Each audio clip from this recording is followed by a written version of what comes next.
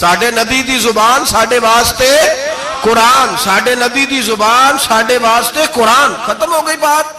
جو مرضی کو کہتا پھر عقیدہ مضبوط زبردست، ایک منٹ کے لیے بھی ہلنے کی ضرورت نہیں۔ سب نے اپنے اپنے دلائل دیے ختم نبوت پہ، ضرورت ہی نہیں تھی جب حضور کہہ گئے۔ جو بن سکتے تھے ان کو نبی پاک کہہ گئے، جو بن سکتے تھے جن میں صلاحیتیں تھی، حضور نے فرمایا علی تو میرے لیے اسی طرح ہے جس طرح موسیٰ کے لیے ہارون تھے۔ لیکن موسیٰ کے بھائی ہارون بھی نبی تھے، پر میرے بعد کوئی نبی ہو سکتا تو ہو اسی طرح جس طرح موسیٰ کے لیے ہارون، جن کے اندر خوبیاں پائی جاتی تھی۔ فرمایا ابو بکر میری ساری امت سے افضل ہے پر نبی نہیں ہے۔ میرے رسول پاک نے فرمایا عمر فاروق میں وہ ساری خوبیاں پائی جاتی ہیں جو ایک نبی میں لو کان نبی بعد لکانا عمر ابن خطاب، اگر کوئی میرے بعد نبی ہوتا تو خطاب کا بیٹا عمر ہوتا۔ جو ہو سکتے تھے جب وہ نہیں ہوئے تو کانا شانہ اٹھ کے آ گیا ہے، ادھر قادیان کا رہنے والا، اور تو کہتا ہے نہیں مجھے مان لو، چلو پورا نہ مانو، ذلی مان لو، بروزی مان لو، کوئی حیا ہونی چاہیے۔ اور بڑے بڑے سیانے بندے ان کو آج تک پتہ ہی نہیں کہ یہ ذلیل کتنے، ان کے اندر خباثت کتنی پائی جاتی ہے۔ میرے رسول پاک امت کے لوگوں نے اپنے اپنے دلائل دیے، نبی پاک کی امت نے اپنے اپنے۔ حضرت میاں محمد بخش صاحب رحمت اللہ علیہ ختم نبوت پہ بات کرنے لگے تو انہوں نے انوکھی بات ہی کر دی، انوکھی بات۔ ایک شخص ان سے کہنے لگا چل کے دیکھو تو صحیح، ملے تو صحیح۔ آپ فرمانے لگے دفع کرو، جنہ اندر عشق ہے رچیا اونا نہیں پج جانا، پاویں سونے ملن ہزارہ آسانی یار بٹونا۔ ہم نے دائیں بائیں دیکھنا ضرورت ہی نہیں، ہمارے رسول نے کوئی کمی چھوڑی نہیں۔ باقی آ رہے ہیں یہاں خیرات لینے، حضرت موسیٰ کہہ رہے ہیں اللہ اپنے آخری نبی کی امت میں شامل کر لے، تو ہمیں کیا ضرورت ہے پتہ بھی کرنے کی اور سن لیں۔ یہ یاد رکھیں بات، امام اعظم ابو حنیفہ رحمۃ اللہ علیہ فرماتے ہیں اگر کسی بندے نے دعویٰ کیا کہ میں نبی ہوں، دعویٰ کیا کہ میں نبی ہوں، اور سامنے والے نے اسے یہی کہہ دیا نا کہ اگر تو نبی ہے تو معجزہ دکھا، تو یہ کہنے والا بھی کافر ہو گیا، اس لیے کہ اس نے تو دلیل مانگ لیا، یہ تو تھوڑا سا متفق ہوا ہے۔ تماشا دیکھنے کے لیے بھی اگر کہا نا کہ اگر تو نبی ہے تو دلیل لا، کوئی معجزہ، تو یہ لفظ کہنے والا بھی بولیے دائرہ اسلام سے کیوں مانگی تو نے دلیل، کیا ضرورت پڑی تھی، کیوں تو نے ایسا کہا؟ اتنا متفق کا عقیدہ ہے کہ تو مانگ، تو یہ بھی نہیں کہہ سکتا کہ چل کچھ کر کے دکھا، یہ بھی تیرے لیے جائز ہے۔ صوفیاء کہتے ہیں تو نے سوچ کیسے لیا؟ طریقت کے اندر تو غیر کی مداخلت قابل قبول، اللہ نے توحید کا ہر جگہ خیال رکھا، رسالت کی وحدانیت کا ہر جگہ خیال رکھا۔ اللہ ایک، قرآن ایک، اسلام نبی ایک، باپ استاد، کوئی کسی قسم کی مداخلت کی ضرورت کیسے لوگ مداخلت کر لیتے ہیں؟ فٹافٹ حضرت پیر سید مہر علی شاہ صاحب گولڑوی رحمت اللہ، حضرت خواجہ شمس العارفین سیالوی رحمت اللہ علیہ کے پاس پڑھا کرتے تھے، تدریس ہوتی تھی، خواجہ صاحب کو بٹھا کے درس تصوف، درس قرآن، درس حدیث دیتے تھے۔ یوں بیٹھے ہیں، گفتگو ہو رہی ہے، پڑھایا جا رہا ہے، ایک بڑے نورانی چہرے والے خوبصورت بزرگ اندر آئے، بڑی تازگی، بڑا پیار، بڑی مٹھاس ان کے آنے میں۔ جب وہ آئے تو حضرت شمس العارفین اٹھ کے ملے، ماتھا چوما، پیار ہوا، 2-3 منٹ گفتگو ہوئی تو گفتگو میں بڑی نورانیت، بڑی خوبصورتی، بڑی رانائی، بڑی ٹھنڈک ملی دونوں بزرگوں کی ملاقات سے۔ چند لمحوں کے بعد، تھوڑی دیر گفتگو کے بعد وہ بزرگ اٹھے باہر نکل گئے۔ حضرت شمس العارفین مریدوں پہ نظر ڈالی، فرمانے لگے تمہیں پتہ ہے یہ کون تھا؟ شاگردوں جانتے ہو کون تھا؟ کہا حضور نہیں۔ فرمایا خضر علیہ السلام تھے، مجھ سے ملنے آتے ہیں اکثر، اور ابھی گلی میں ہوں گے، کسی نے ملنا ہے تو مل لو۔ دوڑ کے گئے سارے لوگ ملاقات کرنے، بھاگے گئے۔ پیر مہر علی شاہ صاحب بیٹھے ہیں، آپ نے فرمایا مہر علی تم نے نہیں ملنا؟ کہنے لگے حضور نہیں۔ فرمایا کیوں؟ کہنے لگے حضور میں اسے نہ ملوں جسے خضر بھی ملنے آتا ہے، اسے نہ ملوں جسے وہ ملنے آتا ہے، میں نے کیا کرنا ہے ان سے مل کے؟ آپ سے ملوں گا جن سے حضرت خضر بھی ملنے آتے ہیں، جنہ تنام وچ عشق ہے رچیا اونا نہیں پج جانا، پانے پاویں سونے ملن ہزاراں، اسا نہیں یار وٹونا، ضرورت ہی نہیں۔ ایسے حسین محبوب کے بعد کسی اور جگہ نظر جمانے کی طبیعت ضرورت نہیں، توجہ نہیں، خیال نہیں۔ جس نے یہ پوچھ بھی لیا کہ تو بتا، کوئی معجزہ دکھا، وہ بھی دائرہ اسلام سے یہ امت مسلمہ کا متفقہ عقیدہ ہے. اس پر درجنوں آیتیں ہیں قرآن مجید کی، 150 کے قریب نبی پاک کی حدیثیں ہیں. کتنی جی؟ کوئی عالم فاضل زیادہ پڑھا لکھا ہوگا، مقررہ حدیث کو دیکھے گا یا اور ریسرچ کرے گا تو شاید زیادہ وہ نکال لائے، لیکن 150 کے لگ بھگ محبوب کی حدیثیں ہیں جن میں حضور نے فرمایا میں آخری نبی ہوں، میں آخری نبی ہوں، میں آخری نبی ہوں. 150 کے قریب جگہ حضور نے فرمایا اللہ نے میرا نور نبوت پہلے سب سے پیدا فرمایا ہے، پر میں آخری رسول بن کے آیا ہوں، میں آخری نبی ہوں. میرے نبی پاک علیہ السلام نے فرمایا، جس طرح کو یہ بخاری مسلم کے لفظ ہیں، فرمایا کوئی آدمی مکان بناتا ہے بڑا پیارا، بڑا حسین، بڑا خوبصورت، ہر قسم کے نقش و نگار کرتا ہے، پر ایک اینٹ کی جگہ خالی چھوڑ دیتا ہے، ایک اینٹ کی جگہ. اب جو آدمی بھی آتا نا، گھومتا دیکھتا مکان، اسے بڑا اچھا لگتا اس کا مکان، پر وہ دیکھتا کہ یار یہ ایک اینٹ کی جگہ خالی ہے، اگر کبھی یہ بھی مکمل ہو جائے تو مکان. بات کی سمجھ آ رہی ہے؟ یہ خود حضور نے مثال دی. میرے حبیب پاک علیہ الصلوۃ والسلام فرماتے ہیں اللہ تبارک و تعالی نے جب نبوت کی حسین عمارت کو بنایا تو سارے نبی آ گئے پر ایک اینٹ کی جگہ خالی تھی. فرمایا میں آیا ہوں تو دیوار مکمل ہو گئی، اب کسی اور کی گنجائش ضرورت ہی نہیں. مکمل اکمل کامل دین نبی پاک کا. یا رسول اللہ آپ کس کس کے رسول بن کے آئے؟ فرمایا یا ایھا الناس انی رسول اللہ الیکم جمیعا، اے تمام انسانوں میں تم سب کی طرف اللہ کا رسول بن کے آیا. قرآن مجید نے کہا میرے نبی پاک صلی اللہ علیہ وسلم صرف انسانوں کے رسول نہیں، وما ارسلناک الا رحمۃ للعالمین، جس کو اللہ نے بنایا ہے ان سب کے حضور رسول بن کے آئے، سب کے لیے رحمت بن کے آئے. دائرہ کار ہی بڑا وسیع ہے. تو اب کسی اور کی گنجائش ہے؟ ہاں کچھ لوگوں کو بیماری لگتی ہے، پاگل ہو جاتے ہیں، پاگل ہو جاتے ہیں. دعویٰ کرنا ہمارے زمانے میں ویسے ہی آسان ہے، اور پاکستان ہندوستان ویسے جمہوری ملک ہیں، اس میں ہر آدمی کو بولنے کی اجازت ہے، جو جس کی طبیعت آتی ہے بول سکتا ہے، گنجائش ہے. اور ویسے بھی کوئی کیسے پتہ کرے گا کہ کوئی کیا سوچ رہا ہے، کیا بول رہا ہے. نبی پاک صلی اللہ علیہ وسلم نے فرمایا تھا کہ میری امت میں 30 کے قریب ایسے دجال جھوٹے ہوں گے، 30 جو دعویٰ کریں گے کہ ہم اللہ کے رسول ہیں، 30.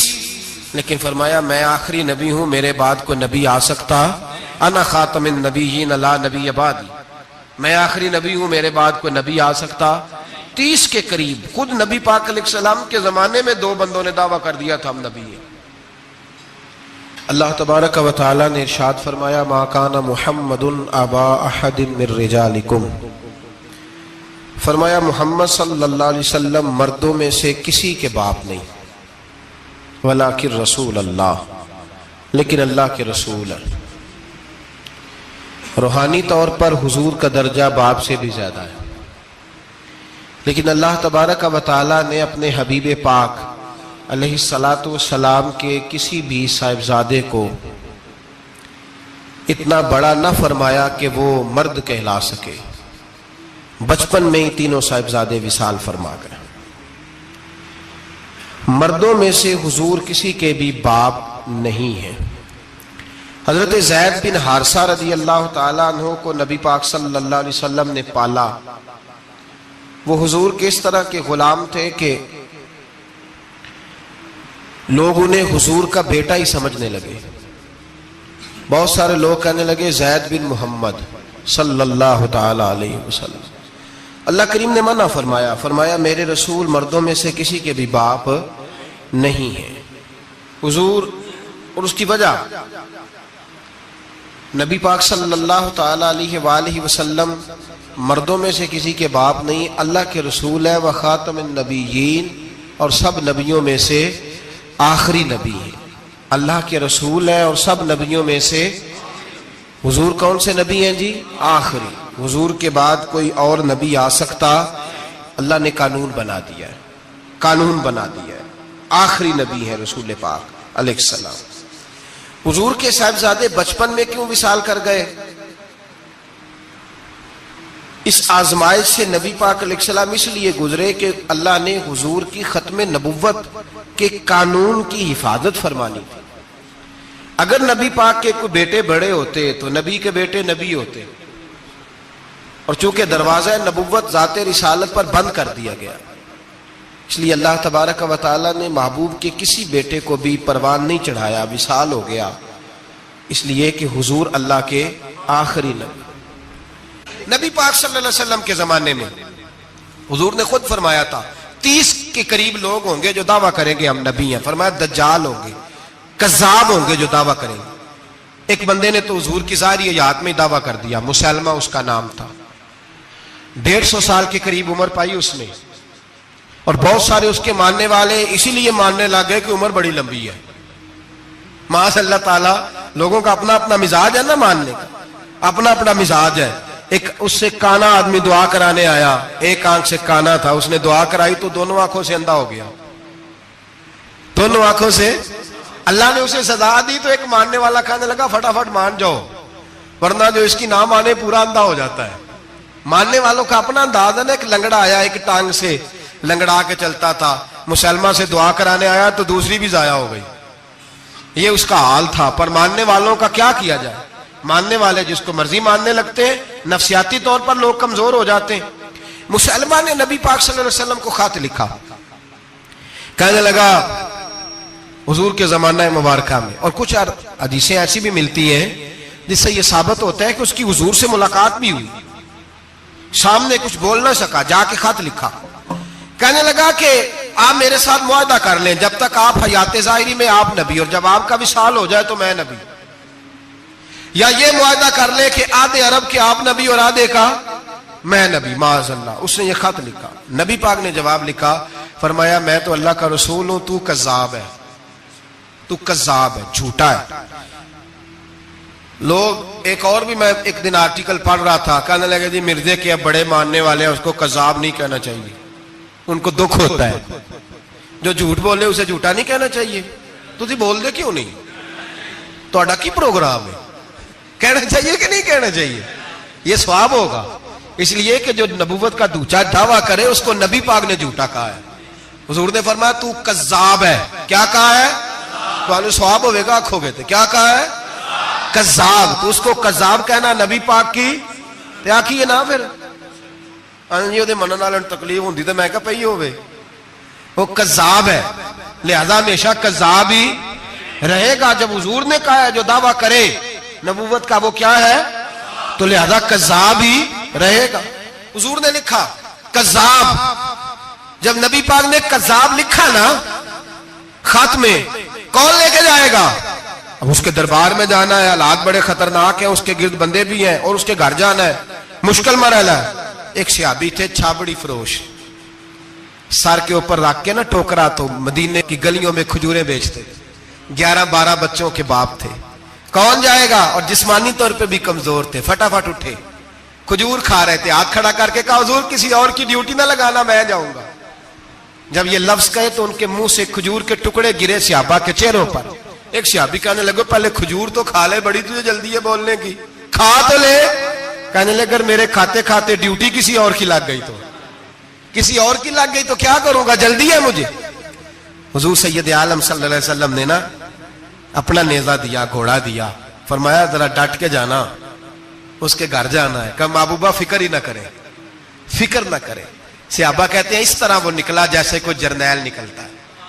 اس کا انداز ہی بدل گیا، اس کے طور طریقے ہی بدل گئے. وہ یوں نکلے جیسے کوئی بڑا دلیر آدمی جاتا. حضور نے بھیجا ہے نا، نبی پاک نے بھیجا ہے نا. انداز ہی بدل گئے، طریقے ہی بدل گئے. مسلمہ کے دربار میں گئے. وہاں ایک شخص جو بعد میں مسلمان ہوا، وہ بتلاتا ہے کہ جب حضرت حبیب بن زید پہنچے نا تو نیزہ ہاتھ میں تھا، زور سے گاڑا جا کے اس کے دربار میں، زور سے گاڑ دیا زمین پہ. مسلمان نظر، کون ہو؟ آپ فرمانے لگے تجھے چہرہ دیکھ کے نہیں پتا چلا میں رسول اللہ کا نوکر ہوں؟ ہمارے تو چہرے بتاتے ہیں ہم رسول والے ہیں، ہمارے تو چہرے بتاتے ہیں نبی پاک والے، تجھے پتا نہیں چلا کون ہوں؟ کیسے آئے ہو؟ فرمایا یہ تیرے خط کا جواب لایا ہوں. بادشاہوں کا طریقہ یہ تھا کہ خط خود نہیں پڑھتے تھے، ساتھ ایک بندہ کھڑا ہوتا تھا، وہ خط پڑھتا تھا. مسلمہ نے اس کو خط دیا، پڑھو. جب اس نے خط پڑھا تو لکھا تھا تو کذاب ہے. اب سب نے سن لیا, اکیلے میں ہوتا تو چلو بات اور تھی, سن لیا سب نے, آگ بگولا ہو گیا, آنکھیں سرخ ہو گئی, جلال برسانے لگا. اب اور تو کچھ نہ ہوا, سامنے حضرت حبیب کھڑے تھے, اٹھا تلوار لے کے کہنے لگا تیرے نبی نے مجھے کذاب کہا ہے, تیرا کیا خیال ہے؟ مانے لگے خیال والی بات ہی کوئی نہیں, جسے نبی پاک کذاب کہے وہ ہوتا ہی کذاب ہے, جسے حضور جھوٹا کہے وہ ہوتا ہی. فرمایا تو 7 سمندروں کا پانی بھی بہا دے تو تیرا جھوٹ دھل سکتا, تو ہے ہی جھوٹا, جسے حضور نے جھوٹا کہہ دیا وہ جھوٹا ہے, جھوٹا ہے. کہنے لگا پیچھے پلٹ کے دیکھ, سارے میرے پہرے دار ہیں, میرے سپاہی ہیں, تلواریں, نیزے, خنجر, تیر, سارے میرے ماننے والے. کیا لفظ ہے, کیا حسن ہے, کیا توانائی ہے. حضرت حبیب بن زید فرمانے لگے میرے 12 بچے ہیں, ان میں سے کچھ ایسے ہیں جو دودھ پیتے ہیں, کچھ ایسے ہیں جو ابھی چل نہیں پائے. میں جب رسول اللہ کا پیغام لے کے نکلا تھا تو میں نے پلٹ کے بچے نہیں دیکھے, تو تیرے پہرے دار کیسے دیکھ لوں؟ جو چیز مجبور کرتی ہے, باندھ لیتی ہے, وہ نہیں جب میں نے دیکھی تو میں تیرے پہرے دار دیکھوں. جو جی میں آتا ہے کر, غلامان محمد جان دینے سے نہیں ڈرتے, یہ سر کٹ جائے یا رہ جائے کچھ پرواہ نہیں کرتے. فرمایا ان کو نہیں دیکھا جن کو دیکھنا چاہیے تھا, تجھے دیکھوں. میں اکثر کہتا ہوں کٹ لگ جائے نا ہاتھ پہ تو نمازیں رہ جاتی ہیں, جماعتیں چھوٹ جاتی ہیں, طبیعتیں بگڑ جاتی ہیں, مشکل ہوتا ہے, تکلیف آئے تو سنبھلنا. یہاں ہلکا سا بچھو آ کے کاٹے تو شور ہو جائے گا, جمعے میں لوگ اٹھیں گے, اللہ مجمع بکھرے گا, وہ بچھو آ گیا, حالات بگڑ جائے. چھپکلی پیروں پہ گرے تو لوگ اٹھ دوڑتے ہیں. حضرت حبیب بن زید انصاری کھڑے تھے, انگلی نہیں, ہاتھ نہیں, کٹ نہیں لگا. مسلمہ اٹھا, اس نے زور سے تلوار ماری, بازو کٹ کے گر گیا, فوارہ نکلا خون کا. او بھائی بچھو کاٹے تو سنبھلنا مشکل, ذرا تصور کرو ہاتھ کٹ گیا. حضرت حبیب بن زید کھڑے ہیں, کہنے لگا اب تیرا کیا خیال ہے؟ آپ فرمانے لگے تو بڑا بیوقوف ہے, ہمیں آزماتا ہے, ہمیں تو بدر سے لے کر احد تک ساری دنیا آزما چکی ہے, ہمیں آزماتا ہے, ابھی بھی خیال پوچھتا ہے. فرمایا میرا خیال وہی ہے جو میرے رسول نے فرما دیا ہے, خیال وہی ہے جو نبی پاک نے کہہ دیا ہے. پھر تلوار ماری, دوسرا ہاتھ کٹ گیا. ذرا سوچنا, غور کرنا, ٹانگ ٹوٹی نہیں, ہڈی نہیں ٹوٹی, ماس نہیں اکھڑا, ہاتھ کٹ کے گرا, 2 ہاتھ گر گئے, زمین پہ گرے. حضرت حبیب کہنے لگا میں تجھے قتل کر دوں گا, باز آ جا. آپ فرمانے لگے تو بڑا نادان ہے. ان لوگوں کو ڈراتا ہے جو سویرے فجر کی نماز پڑھ کے پہلی دعا ہی شہادت کی مانگتے ہیں. ہمیں ڈراتا ہے جو سوتے وقت التجا کرتے اللہ بستر پہ موت نہ دینا, میدان میں دینا. تو ہمیں ڈرا رہا ہے, چل جو ہوتا ہے کر لے. اس نے خنجر رکھا, تلوار رکھی گردن پہ, فرمایا میں کاٹ دوں گا. فرمایا کاٹتا کیوں نہیں, کاٹتا کیوں نہیں؟ اور وہ روایت کرنے والے کہتے ہیں مسلمہ کے ہاتھ کامتے تھے ختم نبوت کے تحفظ کے لیے. جب نبی پاک کے غلام نکلے تو جھوٹا دعوے کرنے والے کانپ اٹھے, کانپ کھڑے ہوئے. کہتے اس کے ہاتھ کانپتے تھے. حضرت حبیب بن زید کٹے ہوئے بازوؤں کے ساتھ بھی توانا تھے, قلم توڑ گئے. میاں محمد بخش صاحب فرمانے لگے وہ کچا رنگ للاری والا جیڑا چڑھدا لیندا رہندا, اے عشق تیرے دا رنگ محمد چڑھ جائے پھر نہیں لیندا. جب تلوار چلی, گردن کٹی, تو رسول اللہ کی ختم نبوت پر پہرا دینے والوں کا اجر میرے رسول نے بیان فرمایا, میرے نبی نے اجر بیان کیا, ڈگری جاری فرمائی, سند دی حضور نے. وہاں گردن کٹی اور جہاں مدینے میں حضور کی آنکھوں میں آنسو آئے. یا رسول اللہ کیا ہوا؟ فرمایا میرا حبیب شہید ہو گیا ہے اور رب کریم نے اس کے لیے جنت کے سارے دروازے کھول دیے, سارے دروازے اللہ نے کھول. یہ سند جاری کی نبی پاک. ختم نبوت مسلمان کا عقیدہ. حضرت ابو بکر صدیق نے ختم نبوت کے تحفظ کے لیے پورا ایک دستہ تیار کیا. ابو جال کے بیٹے جناب سیدنا اکرمہ رضی اللہ تعالیٰ عنہ, ان کی سربراہی میں جناب سیدنا ابو بکر صدیق رضی اللہ تعالیٰ عنہ نے لشکر تیار کیا. وہ لشکر گیا, اس لشکر میں حضرت وحشی بھی تھے جنہوں نے حضرت امیر حمزہ کو میدان احد میں شہید کیا تھا. فرماتے ہیں میں دعا کرتا تھا اے اللہ بہترین مسلمان میرے ہاتھوں شہید ہوا ہے, اب میرے ہاتھوں کوئی بدترین کافر قتل کرا تاکہ میرا کفارہ ہو جائے. فرماتے جب میں گیا، جب میں نکلا میدان میں پہنچا تو مسلمہ میرے سامنے آ گیا، جھوٹی نبوت کا دعویٰ کرنے والا. کہتے ہیں جب سامنے آیا تو میں نے اس کو مارا، تیر وہ گرا، اور جب گرا تو میں نے رکھا پھر اس کی گردن پہ پیر. میں نے کہا میرے رسول تو میدان بدر میں دعا کریں تو 5000 فرشتے آتے ہیں، تو ذرا پلٹ کے دیکھ بے ایمان تیرا حال کیا ہے. فرماتے ہیں میرے قدموں کے نیچے. میں نے کہا تو میرے نبی سے مقابلہ کرنے چلا تھا؟ میں رسول اللہ کا ادنا غلام ہوں، نہ بدری ہوں، نہ اشرا مبشرہ میں سے ہوں، نہ میں خلفائے راشدین میں سے ہوں، پر ہوں رسول کا غلام، الصحابی کالنجوم میں شامل ہوں. فرماتے میں نے گردن کاٹی اور اللہ نے مجھے موقع دیا. حضرت امیر حمزہ اگر میرے ہاتھوں شہید ہوئے تھے تو نبی پاک کا بدترین دشمن بھی میرے ہاتھوں قتل ہوا. بہت سارے لوگوں نے دعویٰ کیا، اور 1 2 4 نہیں، ابھی چند مہینے پہلے ایک بندے کو پھر دورہ پڑا تھا، بعد میں اس کا معلومات کی تو پتہ چلا نفسیاتی مریض ہے بیچارہ. وہ بھی کہتا تھا میرے پاس وہی آتی ہے. بہت سارے لوگوں نے، لیکن ایک بندے نے ذرا منظم ہو کے دعویٰ کیا، اور خود چونکہ وہ انگریز کا وفادار تھا، تابع دار تھا، اور وہ کہتا تھا میرے آنے کے 2 مقصد ہیں. معاذ اللہ اپنے آپ کو نبی کہتا تھا. 2 مقصد ہیں. ایک کہتا تھا کہ جو انگریز حکومت کا وفادار نہیں وہ اللہ رسول کا وفادار نہیں. معاذ اللہ. پہلا اس کا آنے کا مقصد وہ بیان. دوسرا اس کا مقصد یہ تھا، وہ کہا کرتا تھا کہ دین سارا باقی ہے، موجود ہے، قرآن، حدیث، نماز، روزہ، حج، زکوٰۃ. میں معاذ اللہ نبی بن کے آیا ہوں تو صرف ایک کام کرنے آیا ہوں کہ جہاد کوئی نہیں، جہاد نہیں کرنا، کفر کے خلاف لڑنا. آپ کو پتا تو چل گیا ہوگا میں کس کی بات کر رہا ہوں. مرزا غلام احمد قادیانی. اس کے ماننے والوں کو مرزئی بھی کہتے ہیں، احمدی بھی کہتے ہیں، قادیانی بھی کہتے ہیں. ایک ہوتا ہے کافر، ایک ہوتا ہے مرتد. ان دونوں میں فرق ہے. عیسائی، یہودی، سکھ، ہندو یہ کافر ہیں، ان کا اپنا عقیدہ ہے. ٹھیک ہے جو وہ کر رہے ہیں، اسلام کسی پر جبر کا حکم نہیں دیتا، موج کریں، لگے رہے، ہم انہیں دین کی دعوت دیں گے پر ان پر کوئی سختی نہیں کر سکتے. ایک مرتد ہوتا ہے جو لبادہ دین کا اڑتا ہے، اپنے آپ کو مسلمان کہتا ہے، قرآن والا کہتا ہے، اسلام والا کہتا ہے، لیکن دین میں رخنا ڈالتا ہے، نیا عقیدہ گڑھتا ہے، وہ مرتد ہے. اس پر سختی کرنے کا حکم ہے.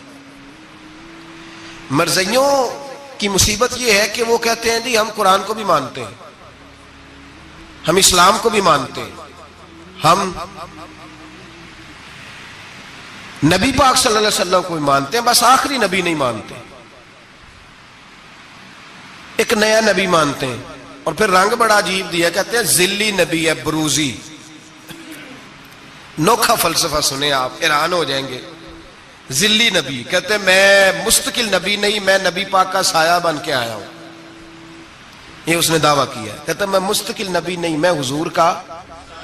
اور بیوقوف، جس خدا نے اپنے رسول کا سایہ بنایا ہی نہیں کہ کسی کے قدم نہ آ جائیں، اور تیرے جیسے شخص کو سایہ بنانا تھا جس کی ایک آنکھ بھی کوئی نہیں، کانا ہے بیچارہ.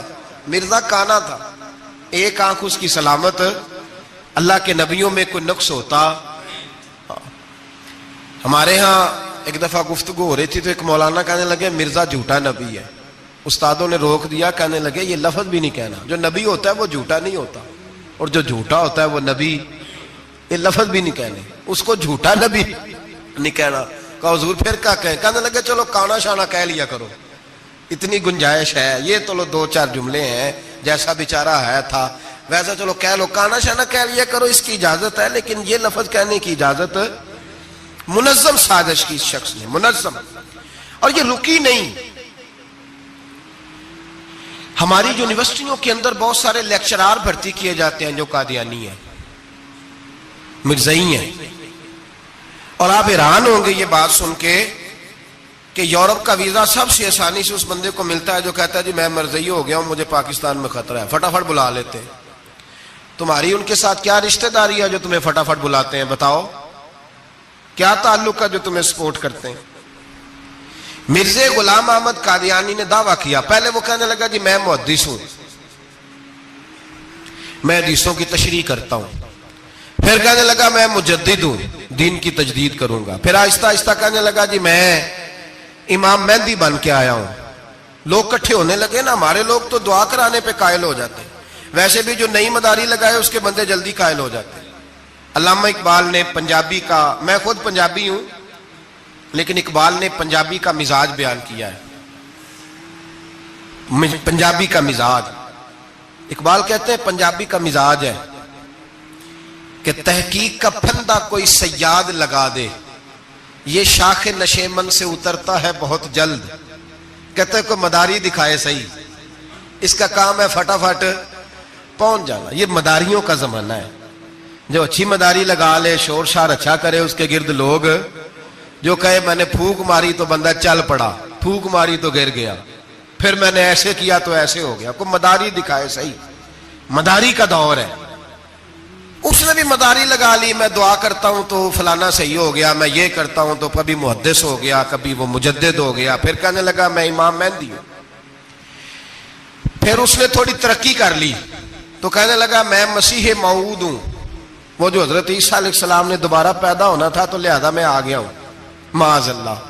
پھر آہستہ آہستہ جب اس نے سمجھا نا کہ اب بندے تھوڑے پکے ہو گئے ہیں جو میرے ساتھ ہیں، پھر کہنے لگا نہیں میں ذلی نبی ہوں، بروزی، میں سایہ بن کے آیا ہوں. مرزا غلام محمد قادیانی، پشت پناہی اس کو انگریز کی حاصل تھی. کسی شخص جب حکومتیں سپورٹ کرتی ہیں پھر اس کا آگے بڑھنا بڑا آسان ہو جاتا ہے. اس کی انگریز نے مکمل پشت پناہی کی. اپنے بچوں کو سمجھائیں جو بات عرض کر رہا ہوں. ہمارے اپنے شہروں میں جو معروف سکول ہیں ان کے اندر ایسے ٹیچر بھرتی ہونے لگے ہیں جو قادیانی اور مرزئی ہیں، جو گندے نظریات کے حامل لوگ، جو طرح طرح کی. آپ کو نہیں پتا، ہمیں تو شوق ہی بڑا ہے نا، بچہ ایف ایس سی کرے صحیح، جائے جدھر مرضی، بی ایس سی کرے بس وہ. اور بڑی جلدی لوگ مائل اور قائل ہوتے ہیں. ایک صاحب مجھے کہنے لگے جی اب تو سائنس بھی ماننے لگی ہے اسلام کی ساری باتوں کو. تو میں کیا مانے چاہے نہ مانے، سائنس کے ماننے سے کوئی فرق پڑتا؟ نہیں مانتی سائنس تو نہ مانے، کیا اس میں حرج ہے؟ ایک حکیم صاحب بڑے پرانے بڑے سیانے کہنے لگا جی میں 2-3 امراض کا علاج کرتا ہوں، اس میں ایک کھانسی بھی ہے، چند قطرے شراب کے ڈال کے میں دوائی بناتا ہوں، بندہ ٹھیک ہو جاتا ہے. میں نے کہا آپ کا دماغ ٹھیک نہیں. میرے نبی پاک صلی اللہ علیہ وسلم نے جس چیز کو گند کہا ہے اس میں کبھی شفا ہو سکتی، سارا زمانہ بھی کہے کہ ٹھیک ہو جائے گا تو اس میں شفا ہو سکتی. جو پیشاب سے زیادہ پلید ہے اس میں بھی کبھی شفا ہو سکتی ہے. تو سائنس مانے، حکمت جو مرضی کہے. ڈاکٹر روز کہتے ہیں کزن میرج سے مسائل بنتے ہیں، قریبی رشتہ داروں میں شادی کرنے سے. رسول پاک علیہ الصلوۃ والسلام نے سگے چچا کے بیٹے کے ساتھ حضرت فاطمہ کا نکاح کیا. اگر مسائل بن سکتے ہوتے تو رسول پاک کبھی یہ کام کر سکتے؟ سوال ہی پیدا نہیں ہوتا. روز ڈاکٹر کہتا ہے آپ پتہ کرنے جائیں بیماری کہاں سے لگ گئی، آپ کے خاندان میں تو کسی کو نہیں تھی، فلانے کو تو نہیں تھی، سسرال میں میکے میں. بھئی اللہ کے رسول نے فرمایا بیماری متعدی نہیں ہوتی، ایک کو دوسرے سے لگ سکتی. تو ساری دنیا کے ڈاکٹر کہیں بے شک ہماری طبیعت مان سکتی. ہم کوئی کچے نظریات کے لوگ ہی نہیں، یہاں تو بندے فٹافٹ ایسے ہو جی وہ سنا تھا اس نے کہا تھا، کیا مطلب ہے؟ ملا رومی نے بڑی پیاری بات لکھی ہے. ملا رومی کہتے ہیں کہ ایک بادشاہ تھا تو اس کے زمانے میں ایک بندے نے نا نبوت کا دعویٰ کر دیا. اس نے کہا میں بھی نبی ہوں، معاذ اللہ ثم معاذ. بادشاہ بڑا سمجھدار تھا، سیانہ بندہ تھا. اس نے کہا اس کا پس منظر تو پتا کرو، کوئی پاگل تو نہیں، کوئی گھر میں جھگڑا تو نہیں رہتا، اس کا بھوک کا ستایا ہوا تو نہیں؟ کیونکہ اس طرح کے بندے مختلف دعوے کرتے پھرتے ہیں. پتہ کیا، معلومات کی تو لوگوں نے آ کے بادشاہ کو بتایا کہ نا کچھ نہیں نا تو 15 دن اس کو روٹی نہیں ملتی بیچارے کو. بڑے کاروبار کی ہے، چمکا کوئی نہیں. تو اس نے کہا چلو یہ والا کام کرتے ہیں، مشہور تو ہو جائیں گے نا، بدنام جو ہوں گے تو کیا نام نہ ہوگا. بادشاہ نے کہا چلو ٹھیک ہے بلاؤ. اس کو بلایا تو بادشاہ کہنے لگا اس کو باورچی خانے میں لے جاؤ اور جتنے کھانے پک سکتے ہیں پکا کے اس کے سامنے رکھو، صبح شام اسے روٹی کھلاؤ.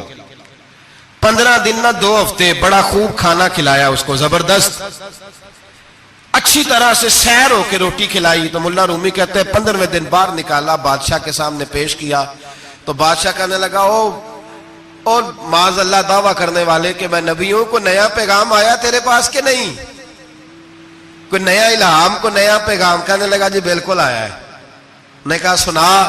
کہنے لگا میرے پاس نیا پیغام آیا ہے کہ تو جہاں پہنچ گیا یہاں سے نکلنا نہیں، اب تو نے یہیں رہنا ہے، یہ مجھے حکم ہوا ہے، لہذا اگر تو حکم عدولی کرے گا تو نافرمان ہو جائے گا۔ تو اس نے کہا ٹھیک ہے، میں تیری بات سمجھ گیا ہوں، روٹی تجھے 3 وقت ملا کرے گی لیکن تو گھر جا کے رہے۔ آج کے بعد اس طرح کا کوئی دعویٰ، پیٹ کے ہاتھوں مجبور ہو کے لوگ دعوے کرتے ہیں، اور پھر جو ان کے ساتھ ہوتے ہیں نا وہ بھی بہت سارے پیٹ کے ہاتھوں مجبور ہوتے ہیں، تنخواہیں لگ جاتی ہیں، اور جب کسی کی تنخواہ لگ جاتی ہے پھر پراپوگنڈا کرنا اس کی ذمہ داری ہوتی ہے، شور کرنا ذمہ داری، رائے عامہ ہموار کرنا اس کی ڈیوٹی ہوتی ہے۔ مرزا صاحب نے دعوے کر دیے، لوگ اکٹھے ہونے لگے، انگریز کی پشت پناہی تھی، اور اس نے سب سے پہلا اٹیک ان لوگوں پہ کیا جو سردار کہلاتے تھے، چودھری کہلاتے تھے، زمیندار تھے۔ غور کریں جو بات سمجھا رہا ہوں، اس کا سب سے پہلا الناس علی دین ملوکہم، لوگ اپنے سرداروں کے مذہب پہ ہوتے ہیں۔ مرزے کا سب سے پہلا اٹیک، قادیانیوں کا سب سے پہلا جو حربہ تھا وہ چودھری لوگ تھے، بڑے لوگ، اس لیے کہ اسے پتا تھا کہ ان لوگوں پہ قبضہ جمایا جائے گا تو باقی جو عوام ہے اس کو قریب کرنا آسان ہو۔ بڑے بڑے ذمہ داروں پہ، جگیرداروں پہ، مالداروں پہ، رئیس لوگوں پہ اس نے پھندے ڈالے، قابو کیے، اور ایک جمعیت تیار کر لی۔ پھر جب لوگ کٹھے ہو گئے اور اس نے دعویٰ کر دیا کہ میں نبی ہوں، علماء نے اس کو کئی دفعہ بلایا، حضرت پیر میر علی شاہ صاحب رحمت اللہ علیہ، پیر صاحب نے فرمایا کسی میدان میں سامنا تو کر، گفتگو تو کر، پر وہ سامنے آنے کو تیار۔ امیر ملت پیر جماعت علی شاہ صاحب محدث علی پوری رحمت اللہ علیہ فرمایا سامنے تو آنا، کہیں سامنے تو آ تو صحیح۔ حضرت حجت الاسلام مولانا حامد رضا خان صاحب رحمت اللہ تعالی علیہ حضرت کے صاحبزادے فرمانے لگے تو ایسا بے ایمان ہے، سامنے کیوں نہیں آتا؟ باہر تو نکلنا، آ تو صحیح۔ ہم تو اس رسول کے ماننے والے ہیں جو ہر میدان میں سامنے آ جاتے تھے، ہر میدان میں، ہر میدان میں، لیکن نا نبی دنیا میں تبلیغ کرنے آتے ہیں، کشتی کرنے نہیں آتے۔ مولانا حامد رضا صاحب نے وزیر خان مسجد میں تقریر کی، اعلیٰ حضرت کے شہزادے تو فرمانے لگے ہم تو اس رسول کے ماننے والے جو ہر میدان میں سامنے رہے۔ نبی پاک باہر نکلے تو رکانہ پہلوان بکریاں چرا رہا تھا، کھیت میں تھا، کہنے لگا میں نبی تب مانوں گا جب میرے ساتھ کشتی کریں گے۔ حضرت بلال حبشی رضی اللہ تعالیٰ عنہ فرماتے ہیں کہ حضور کا مزاج نرم و نازک تھا، ہاتھ پھول سے زیادہ نرم ہوتے تھے، کستوری سے زیادہ خوشبودار ہوتے تھے، نرم و نازک وجود تھا، مکھی نہیں بیٹھتی تھی۔ جب اس نے یہ بات کی تو میرا دل کیا میں آگے بڑھ کے کہوں تو بیوقوف ہے، کبھی کشتیوں کے ساتھ بھی تبلیغ ہوئی ہے، بیوقوف ہے تو؟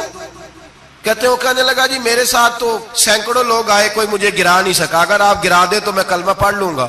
کہتے ہیں رسول پاک نے آستینیں چڑھائی، فرمایا چلا آجا کشتی کر لیتے، تو آ صحیح میدان میں نکل۔ میرے رسول پاک نے آستین چڑھائی، تامت مبارک کو سمیٹا، فرمایا چلا آجا آجا۔ ہر میدان میں رسول پاک تشریف لائے، نبی پاک سامنے ہوئے، حضور نے اس کو داؤ لگانے کا موقع دیا، کبھی ٹانگوں کی طرف بھاگتا، کبھی پیچھے آتا، کبھی دائیں۔ جب بھاگ بھاگ کے حضرت بلال کہتے ہیں وہ بھاگ رہا تھا، حضور مسکرا رہے تھے، سبحان اللہ۔ نبی پاک کیا بات ہے، سرکار ہنس رہے تھے کہ چل چل یار ٹھیک ہے، بھاگ دوڑ لے۔ جب بھاگ دوڑ لیا تو میرے نبی پاک نے بازو سے پکڑا، 2-3 دفعہ لایا تو زمین پہ گر گیا، حضور نے پکڑ کے اٹھایا، فرمایا میں صرف گرانے نہیں آیا، میں تو اٹھانے آیا ہوں۔ کھڑا کیا تو کہنے لگا نہیں آپ نے تو مجھے موقع ہی نہیں دیا، تو حضور نے فرمایا دیر کوئی نہیں ہوئی، تو دوبارہ آ جا، کوئی عرض نہیں، آ جا دوبارہ سے۔ دوبارہ آیا تو میرے حبیب نے 2 دفعہ ہلایا تو پھر جا گرا، کہنے لگا نہیں ابھی بھی میں سنبھل نہیں سکا تھا، فرمایا کوئی عرض نہیں، یہ کوئی ایسا معاملہ ہے تو دوبارہ آ جا۔ اب کہ جب آیا نا تو حضرت بلال کہتے ہیں وہ دستے مبارک جن کو میں تھامتا تھا تو لگتا تھا پھول تھام لیے ہیں، ان ہاتھوں سے حضور نے اٹھا کے فضا میں بلند کیا، اور حضور نے دھڑام سے زمین پہ گرایا تو کلمہ پڑھتا ہوا کھڑا ہوا، کہنے لگا اے محبوبہ جو تیرے ہاتھ میں طاقت ہے وہ تیری نہیں، وہ خدائی طاقت ہے، وہ خدائی طاقت ہے، خدائی۔ میرے رسول پاک علیہ السلام ہر میدان میں، علماء نے کہا تو نکل تو صحیح، پر کبھی باہر نکلا، فوت کا ہوا تو پتا نا آپ کو فوت کا ہوا تھا جی؟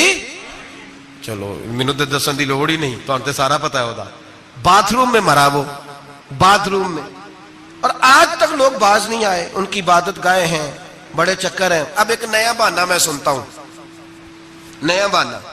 کہتے ہیں جی پاکستان کی اسمبلی نے انہیں کافر کہا ہے. اسمبلی وزیر اعظم صاحب شیخ الحدیث ہے آپ کے.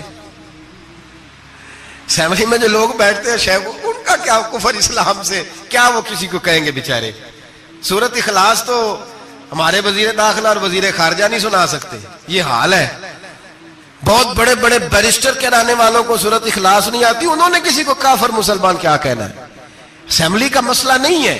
امت مسلمہ کے علماء محدثین محققین کا متفقہ فیصلہ ہے کہ مرزائی کل بھی کافر تھے، آج بھی قیامت تک کافر، اور بدترین کافر ہے، ہلکے پھلکے کافر بھی نہیں، سپرلیٹر ڈگری ہے، زبردست قسم کے کافر ہے، چھوٹے موٹے بھی نہیں، آخری درجے کے بدترین مشرک ہیں. ہم لوگوں کی اپنی موج ہے جمہوری، اور نہیں جی نہیں نرمی کرنی چاہیے، نہیں جی نہیں نرمی کرنی. ایک پارٹی والا دوسرے پہ سختی کر رہا ہے. مذہب کے معاملے میں سارے اس نے اخلاق کے قائل ہیں، سب اخلاق کے قائل ہیں. نرمی کرو ٹھیک ہے، سب کو کہو چلو ٹھیک ہے گلی برابر کی ہے، ووٹ برابر کے لے لو. وہاں کہتے ہیں نہ دیے تو لڑائی بھی ہوگی، ناراضگی بھی ہوگی، جھگڑا بھی ہوگا، یہ بھی ہوگا. دنیا داری کے معاملے میں سختی، اور دین کے معاملے میں ایسا نہ کرو. وہ بدترین مشرکین ہیں، انہوں نے ایسے ایسے ظلم کیے. وہ تو کہتے ہیں جو ہمارے پیچھے نماز، مرزا تو یہ کہتا تھا جو مجھے نہیں نہ مانتے وہ سارے شیطان کے پیروکار ہیں. تو سب کو شیطان کہہ رہا ہے، تو نرمی کر رہا ہے. اور پھر اس کی کرامتیں بڑی عجیب تھیں. فرشتہ آتا تھا وہی لے کے، اس کا نام تھا ٹیچی. ٹیچی اپنی کتاب میں لکھا ہے. نام کیا ہے؟ نبی پاک صلی اللہ علیہ وسلم نے فرمایا کہ جناب عائشہ کے ساتھ میرا نکاح اللہ نے آسمانوں پہ کیا ہے. اس نے حدیث پڑھ لی تو سویرے اٹھ کے اس نے بھی ایک فتویٰ دیا. ایک بی بی تھی، نام تھا محمدی بیگم. کہنے لگا میرا بھی اس کے ساتھ آسمانوں پہ نکاح ہو گیا. پھر ساری زندگی محمدی بیگم کی منتیں ہی کرتا رہا. اس نے کہا میں نے نہیں کرنا تیرے بے ایمان کے ساتھ نکاح. کیسا آسمانوں پہ نکاح ہوا تھا، پھر زمین پہ ہو سکا؟ ایسا بدبخت آدمی، ایسا بدبخت. اور اس کو جو خوابیں آتی تھی بڑی نرالی تھی. 15 روپے کا ملازم تھا، وہ ماہانہ 15 روپے ملتے تھے، سیالکوٹ میں ملازمت کرتا تھا. جب یہ اس نے ڈھونگ اور ڈرامہ رچایا تو موجیں لگ گئی. میں نے کہا کہ مداری کوئی بھی کرے تو لوگ کٹھے ہو جاتے ہیں. سیدھی سیدھی بات، صاف ستھری بات تو اتنی جلدی ہضم ہی نہیں نہ ہوتی لوگوں کو. تو اس نے جب وہ کہتا مجھے خواب آئی ہے. خواب کیا آئی ہے؟ کہتا وہ میرے پاس کوئی آنے والا آیا تو مجھے ہزاروں روپے دے گیا ہے. جب بھی اس کو خواب آئی کوئی ہزاروں روپے کی آئی، دولت کی آئی. مرزے نے بہت سارے لوگ بطور تنخواہ دار وہاں رکھے. پھر یہ تحریک چلی، 1 2 4 نہیں، درجنوں لوگ اس میں شہید ہوئے. جگہ جگہ رسول اللہ کے غلاموں نے صلی اللہ. اور بڑی ذمہ داری سے بات کہہ رہا ہوں، بڑی ذمہ داری سے. دین کی کوئی تحریک چلتی ہے تو نہ سیاستدان نکلتا ہے، نہ جاگیردار، نہ سیاستدان، نہ وڈیرا، نہ کوئی اور، الا ماشاءاللہ. دین کی تحریک چلتی ہے تو نہ یہ لاکھ لاکھ روپیہ لینے والے نعت خواں باہر نکلتے ہیں، نہ جو بڑی گدیوں پہ جدی پشتی پیر بیٹھے ہیں وہ باہر آتے ہیں. وہ علماء اور مشائخ جن کا دین سے رشتہ ہے. اگر پیر جماعت علی شاہ صاحب نکلے تو خالی پیر نہیں تھے، عالم دین بھی تھے. اگر پیر میرے علی شاہ صاحب نکلے تو خالی پیر نہیں، بہت بڑے عالم تھے. حجت الاسلام نکلے تو خالی پیر نہیں، عالم تھے. یہ علماء نکلتے ہیں، مار کھاتے ہیں. ایک عالم نے مار نہیں کھائی، 2 نے نہیں کھائی، درجنوں نے کھائی، ہزاروں اور سینکڑوں نے کھائی. علماء نے قربانیاں دی، جیلوں میں بند ہوئے. علامہ محمود رضوی صاحب رحمت اللہ تعالی علیہ کو پکڑ کے لاہور کے قلعے میں بند کیا گیا، اور انگریز نے اس قدر سخت سزا دی کہ علامہ کو باندھ کے ختم نبوت کی تحریک چلانے کے جرم میں الٹا لٹکا کے تو نیچے توڑی ڈال کے اور چیزیں ڈال کے دھواں جلا دیا گیا. ان کے ناک میں دھواں جاتا تھا. ساری زندگی دمے کے مریض رہے. 2-3 باتیں بھی کھول کے نہیں کر پاتے.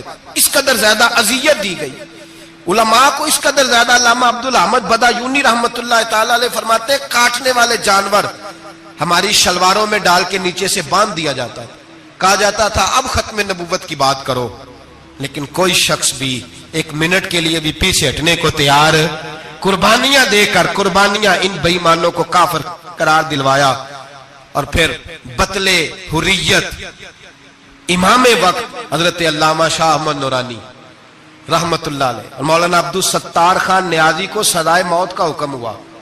مولانا ابو الاسناد اعلیٰ حضرت کے خلیفہ تھے، ان کے صاحبزادے سید خلیل احمد صاحب رحمت اللہ تعالی علیہ کو سزائے موت کا حکم ہوا کہ مرزائیوں کے خلاف انہوں نے علم بلند کیا، وہ تو پاکستان بنا، پھر جدوجہد شروع ہوئی، پھر زور ہوا، پھر علامہ نورانی رحمت اللہ علیہ کی قیادت میں پورے زور اور شور کے ساتھ تحریک چلی، آخر مجبور ہوئے اس دور کے وزیر اعظم بھٹو صاحب مجبور ہو گئے اور کہا ٹھیک ہے سویرے میں مرزے کے پوتے کو بلاتا ہوں، آپ اسمبلی میں بیٹھ کے بات کریں، ان سے گفتگو کریں، اگر ہم قومی اسمبلی کے ممبران نے دیکھا واقعی جھوٹا ہے تو ہم انہیں اقلیت قرار دے دیں گے۔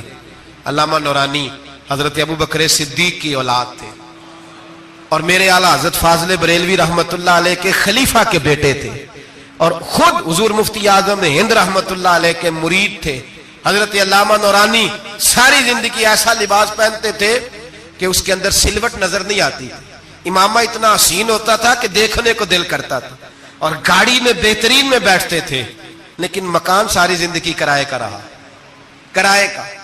لوگ کہتے ہیں ملنے جاتے تھے سیڑھیوں سے اترتے تھے تو علامہ نورانی سیڑھیوں پہ بٹھا لیتے تھے، کہتے 2 ہی کمرے ہیں اور میں آپ کو بٹھا نہیں سکتا، گھر میں جگہ نہیں، تو کہا حضرت آپ اجلے تو بڑے نظر آتے ہیں، تو آپ فرماتے لباس دنیا کو دکھانے کے لیے پہنا ہے اور باقی تو سارا میرا معاملہ خدا رسول کے ساتھ ہے، میں جانوں اللہ رسول جانے، میں بھکاری بن کے نہیں جینا چاہتا، خودداری کے ساتھ وقت گزارنا چاہتا ہوں۔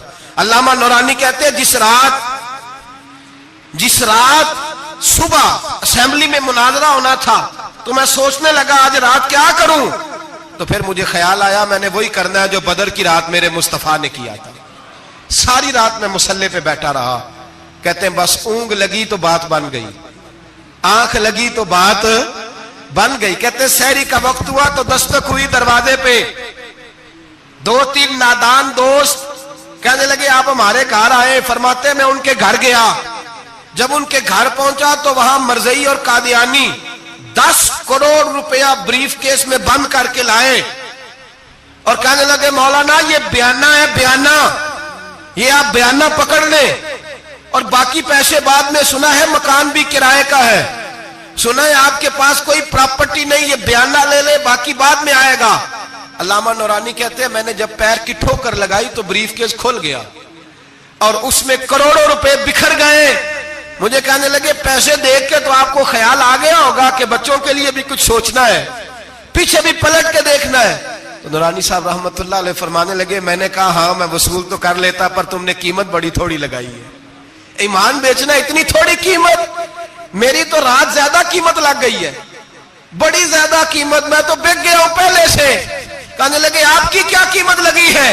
فرمانے لگے رات میں درود پڑھتے پڑھتے سویا ہوں تو مدینے والے رسول کا دیدار نصیب ہوا ہے، اور نبی پاک نے تھپکی دے کے کہا فکر نہ کرنا میں تیرے ساتھ ہوں۔ تو کہنے لگے جس کی قیمت محمد عربی لگائے کوئی اسے خرید سکتا ہے؟